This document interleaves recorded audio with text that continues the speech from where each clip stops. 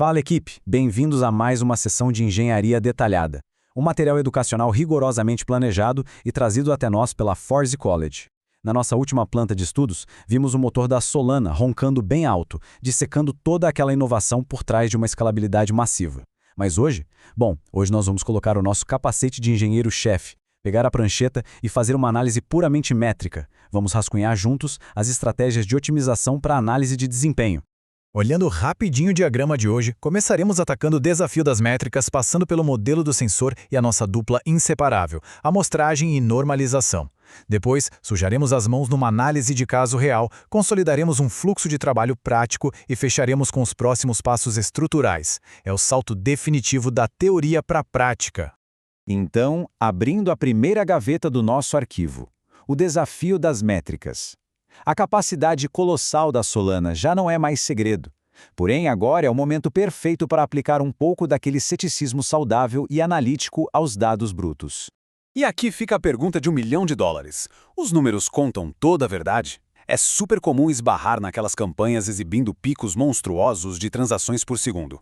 Mas convenhamos, será que esses números de marketing mostram um sistema sob estresse real? Alerta de spoiler? Quase nunca. Um pico isolado ali no gráfico pode muito bem esconder gargalos severos que só aparecem quando a poeira baixa e a rede tenta manter a velocidade constante. E para extrair a verdade absoluta por trás dos gráficos, precisamos montar um excelente modelo mental antes de sair medindo tudo por aí. Vamos para a seção 2, o modelo do sensor. Vamos imaginar uma rodovia daquelas gigantescas. As faixas representam a capacidade, os carros são o tráfego em si e os sensores de asfalto fazem a medição. Na rede Solana, a nossa planta é idêntica. Os validadores são as faixas, as transações são os carros e a telemetria é o nosso sensor. Agora, é muito importante notar que se a medição do tráfego ocorrer somente às 3 da madrugada, os dados vão jurar de pé junto que congestionamento é uma lenda urbana. Posicionar os sensores é a parte fácil. O real trabalho de engenharia está em planejar com precisão quando e como realizar a leitura. E é exatamente por isso que detalhamos o próximo bloco estrutural do nosso esquema, a amostragem e normalização. Registrar dados sem regra, no fim das contas, não serve para nada. Vamos cravar nosso primeiro pilar, a janela de amostragem. Esse é o intervalo exato que escolhemos para medir algo. Em um ecossistema rápido como a Solana, onde os líderes de slot rotacionam sem parar, medir justo no turno daquele líder super otimizado vai gerar um número que parece mágica, mas é só ilusão. É absolutamente essencial expandir essa janela de tempo para cobrir várias rotações e, aí sim, chegar numa média com os pés no chão. O nosso segundo pilar é a normalização. Ela é o nosso grande equalizador.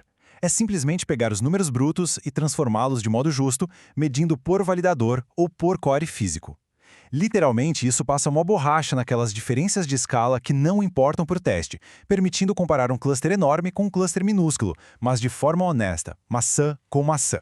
Dando uma olhada nesta tabela, fica claro que cada métrica tem a sua própria armadilha. Por exemplo, transações por segundo podem inflar fácil com pequenas rajadas na rede. A solução? Normalizar por validador. A latência sempre tem aqueles pontos malucos totalmente fora da curva, então o ideal é focar nos presentis como o P50 ou o P95. Já o uso de CPU pode pregar peças por causa do hyperthreading, tornando obrigatória a leitura por núcleo físico real. E claro, nas requisições RPC, os pacotes são agrupados, mascarando o volume. É necessário sempre realizar a medição com e sem esse agrupamento ativado. Certo, num papel tudo é maravilhoso, né? Mas vamos para o mundo real.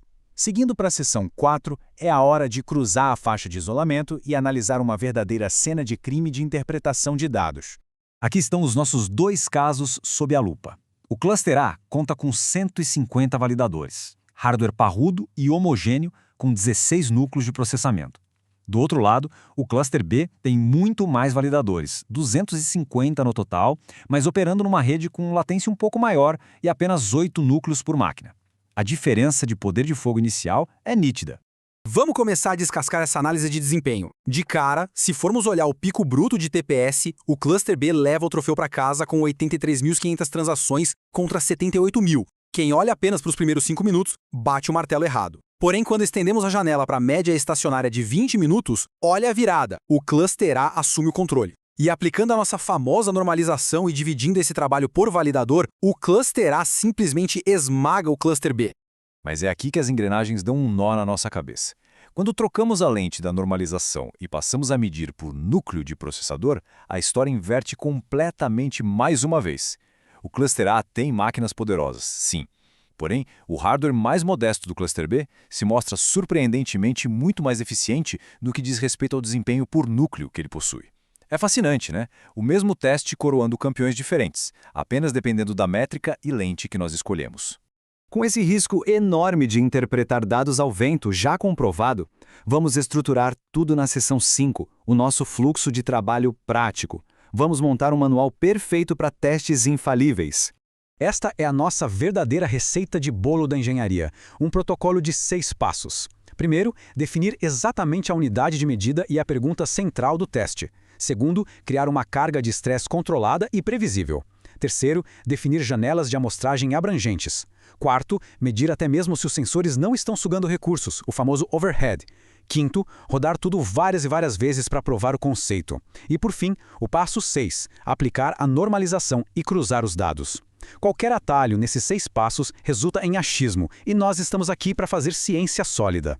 Claro, é fundamental ler as notas de rodapé do projeto. Na vida real, as plantas esbarram na física do mundo. Precisamos ficar em alerta constante contra as variáveis ocultas, interferências absurdas de tráfego cruzado em provedores de nuvem, os impactos das rotinas e manutenções temporais nos data centers e até os vícios trazidos pela própria máquina que está gerando a carga no teste. A documentação dessas ressalvas é tão ou mais vital que a coleta final do dado. O que finalmente nos traz para a mesa final do nosso escritório de projetos. Seção 6. Conclusão e próximos passos. Hora de reunir as ferramentas e traçar a nossa rota. Para guardar na memória de vez essa nossa análise detalhada, os números não mentem, mas o enquadramento escolhe qual verdade eles contam. Escolher a metodologia rigorosa é o que de fato dá uma voz nítida aos dados. Para ter acesso a mais esquemas técnicos e aprofundar de verdade nesses recursos de engenharia Web3, é só acessar o site Forge College. Na nossa próxima lição juntos, vamos aplicar todo esse poder de fogo analítico para dissecar aqueles estudos complexos revisados por pares focados no Proof of History. Um baita abraço por acompanharem essa sessão da Forge College e nos vemos no próximo diagrama.